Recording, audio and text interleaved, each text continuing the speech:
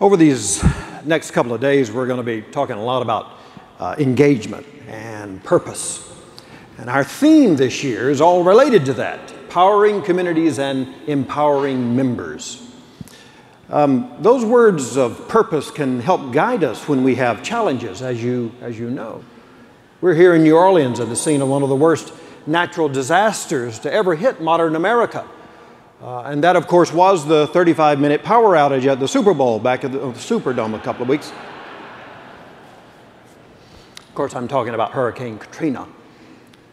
Then another major disaster hit America a few weeks ago, or last fall, when Superstorm Sandy struck the nation all up and down the Atlantic coast and the heavily populated areas of New York City. Now, to most of us, the greater New York area bears little resemblance to the small communities that we serve. But human need and compassion are universal. Co-ops played a significant role during that time to help restore power to some 10 million Americans. Well, there's a story coming out of that experience. It involved a group of Arkansas linemen who demonstrated the power of purpose. And I'll tell you about that. A New Yorker named Richard Facinda and his wife had been living without electricity for about 10 days after the superstorm struck. And of course, you can imagine they were frustrated and their patience was long since run out. And then two white trucks from North Arkansas Electric Cooperative rolled up in their Brookville, New York home about 30 miles from Manhattan. We talked with Mr. Facinda by phone about that. Yes, this was the 10th day without power. A nor'easter that just settled in on our coast, and the trucks from North Arkansas Power Co-op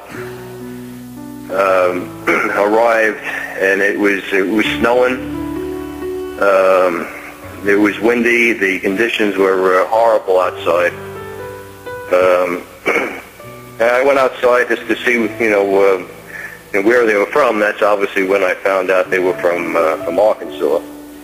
And from that point, just asked them if there's any hope of starting any work anytime soon. And one of the men told me that their plan was to finish working on my street that day, which I thought was extremely optimistic, but I was very grateful for them being there. Mr. Facinda used the word grateful, but he went on to say that there was something about those guys from Arkansas that was reassuring to him. Their only purpose was to get his and his neighbors' power back on as soon as possible so they could return to their normal lives. I've been living in this area now for 30 years, and the Sandy knocked down on my street alone hundreds of trees that were, all the power lines were pinned underneath the trees. And that was one of the biggest problems that I saw the power company would have, was to free up all these power lines. And when I spoke to the supervisor for that four-man crew, he told me that they do it all, that they'll cut up the trees, that they'll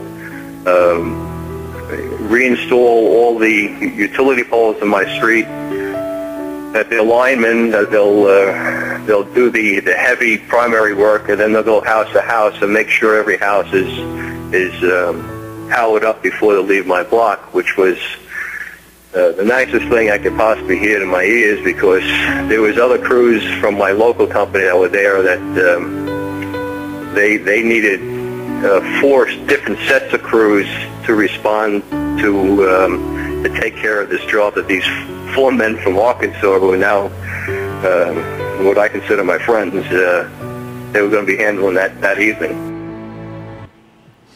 Mr. Facinda is a retired New York City policeman. And so he says after 27 years of some pretty tough streets and 3 years of handling prisoners, he told us he trusts nobody. But when he opened his home to the guys from Arkansas, That's when he found out that they were sleeping in nearby firehouses with 70 other utility workers. So in his home at night, when they were telling each other about their lives, he got to know them. He got to know Chris Tomlinson and Gary Ferguson and Ben Leslie and Randy Smith. They told him about co-ops, and he told them about how tough it was on duty in those awful days after 9/11. So bad that he had not been back to the site in a decade. They told him about Arkansas. They said it'd be a shame to come all the way to New York City and be so close and not pay their respects at the World Trade Center Memorial. So at some point along the way, they decided when the job was finished that everybody would head into New York City. And they did, with 20 other linemen from Arkansas.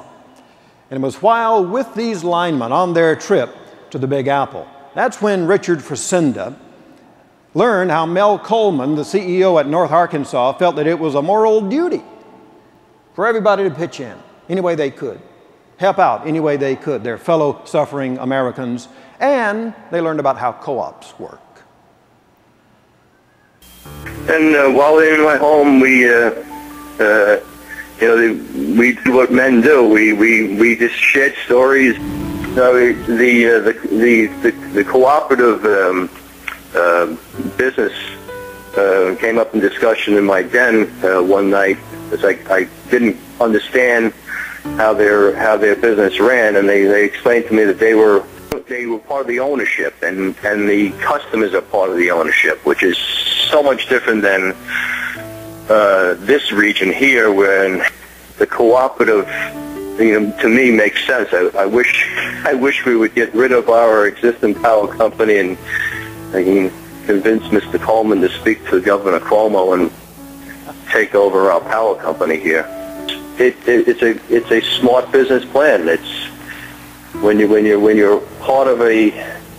own part of the same company you work for, you have a goal to be proud of your company, to work well, not to waste time. I have to thank Mr. Coleman. It means the world to me.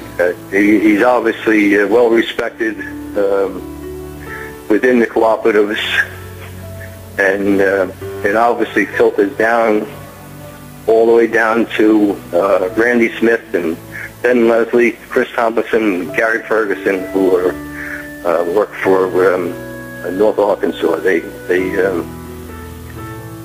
Mr. Coleman should be very proud of those four guys. They're four great men, and they're sincere men that came up here to do a job, and they made cooperatives very proud.